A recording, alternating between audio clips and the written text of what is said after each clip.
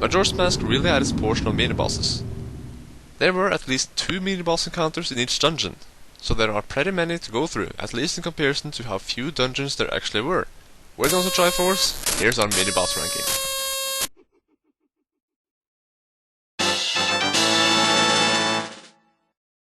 There was no doubt to us about who was gonna be at the bottom. Wizrobe. First of all, this is the worst looking Wizrobe we've ever seen.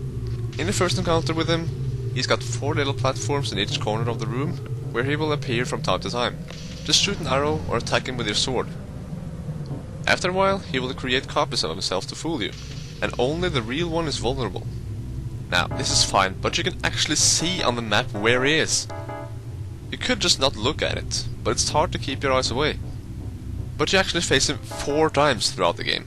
There are 2 encounters inside the Snowhead Temple, 1 in Icona Castle, and 1 inside the Stone Tower Temple. And the fight doesn't really change that much. He only has more platforms in the second round in the Snowhead Temple, but then he goes back to 4 in Icona Castle. The only time it's actually fun and so much challenging to fight is inside the Stone Tower Temple, where he has more platforms and even fireballs coming down from the air. Fighting this mini-boss over and over without changing much to it made it the worst in the game.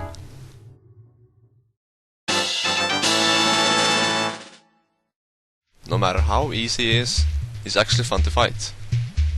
Divert Falls is a weapon-wielding, fire-breathing lizard that can be a little bit challenging if you're new to the game or the series, but it's very easy if you're already used to the game. He has some good attacks, but they are really easy to avoid once you see what he can do. A fine mini-boss to be the first in Majora's Mask.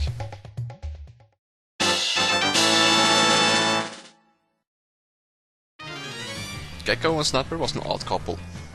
At first you attack Gekko for a few seconds, then you'll summon a Snapper to ride on.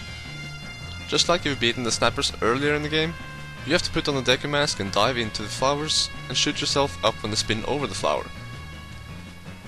After that, you have to use a weapon like the bow to shoot at Gekko, who's crawling up on the ceilings and walls. It makes good use of the Gekko mask and Link himself.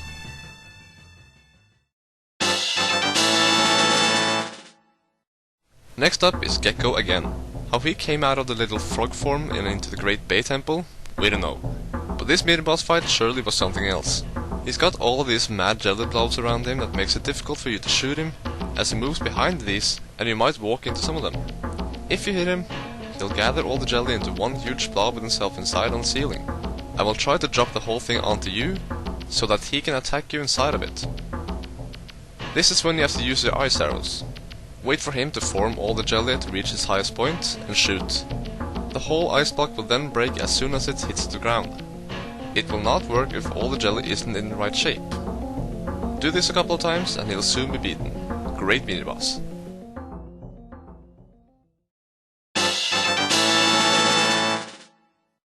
The Garos were our number 1 coolest enemy, so of course we were gonna love a Garo Master. He had fiery swords and was a bit sneakier than the regular Garos. You couldn't just block his attacks and then strike afterwards. He also teleports when you think he's just charging at you to do a kind of a surprise attack. Even though he does really cool things and look awesome, he falls a bit short because of how easy he actually is. He might do some damage to you, but he can't really take that many slashes from his sword. But that doesn't mean he's not fun.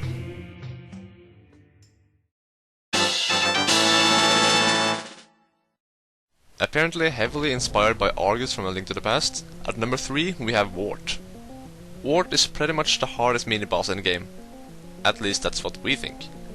It's a huge eyeball covering itself up with little jelly balls. You have to get rid of at least some of them, so that you can uncover the weak point.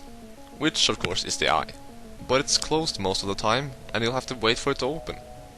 Another problem is that the balls move all around Wart, so if you've actually managed to uncover the eye, the other balls will probably cover it later, so you have to get rid of even more. The eyeball is weak against many weapons. Most useful might be the Sorafins or arrows. After hitting the eye enough times, Wart will descend to the ground and just ram into the walls randomly. Also very like Argus.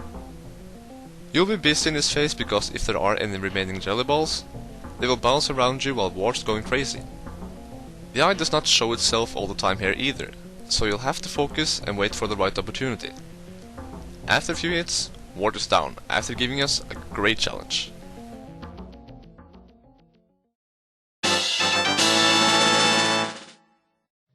This creature is the most awesome looking mini-boss in the game.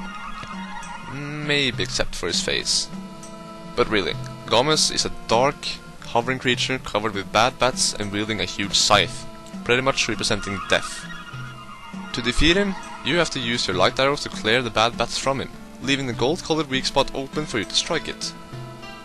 Just like the Goro Master, he could have handled more damage or have an extra face in the fight, but he could do a lot of damage. We still appreciated fighting him and like him enough to be our number 2.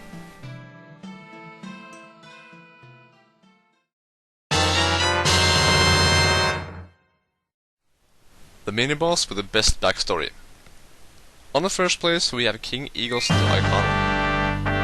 The king of Icona, who named Pita the captain to lead the war, was dead, like the rest of the land actually.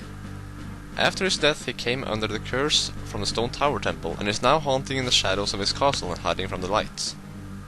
First you have to fight his 2 servants. If you get to hit them, they will fall down eventually, but they will get up again, and no matter how many times they fall down, they won't die.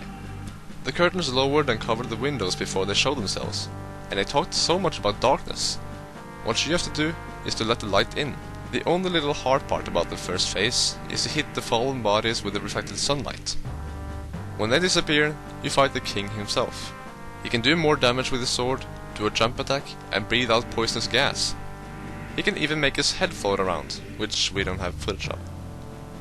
You beat him the same way like you did with the servants. After this, he teaches you the Elegy of Emptiness and puts his trust in you to seal the doors of the Stone Tower Temple. Even if this isn't the hardest battle, it's the most interesting. The story behind him, being inside his castle and fighting him in front of his throne, and actually making him have a change of heart, makes him our number 1 mini-boss in Majora's Mask.